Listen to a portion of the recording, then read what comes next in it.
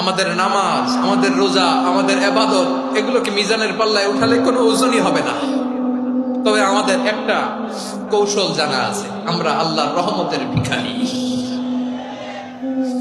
আমরা সেদিন আগেই গুনার স্বীকৃতি দিয়ে দেব।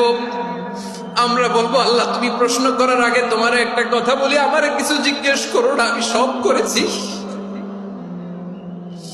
এমন কোন পাপ নাই যে পাপ আমারে দিয়ে হয় নাই। তোমার রহমত দিয়ে তুমি জান্নাতে পাঠাবা, তোমার দয়ায় জান্নাতে যেতে চাই, আমল দিয়ে না। পারবেন বলতে? কিয়ামতের দিন আমরা বলবো, আল্লাহ আমার আমল দিয়ে জান্নাত চাই না, আমি তোমার দয়া দিয়ে জান্নাত চাই। তোমার দয়া ছাড়া আমার কোনো উপায় নাই।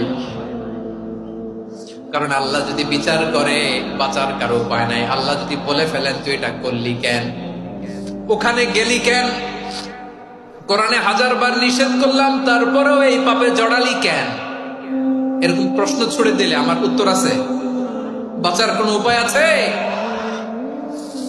রোজ হাসরে হে আল্লাহ আমার করোনা বিচার, আল্লাহ করোনা বিচার। বিচার চাহি না তব দয়া চাহি, এ গুনাহগার করোনা বিচার।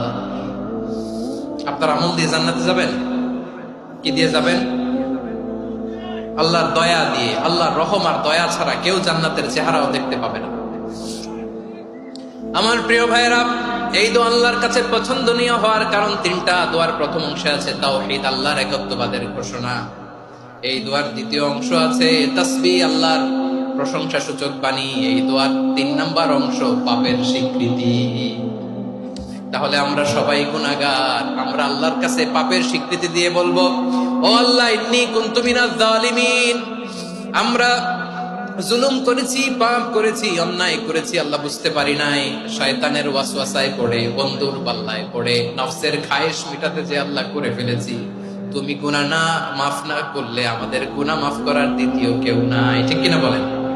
এভাবে অনুতপ্ত হয়ে যদি আল্লাহর কাছে দোয়া করেন, দেয়ালে পিঠ থেকে গেছে, কোন রাস্তা নাই বের হওয়ার, ওই মুহূর্তেও আপনাকে বিপদ থেকে উদ্ধার করবে কে?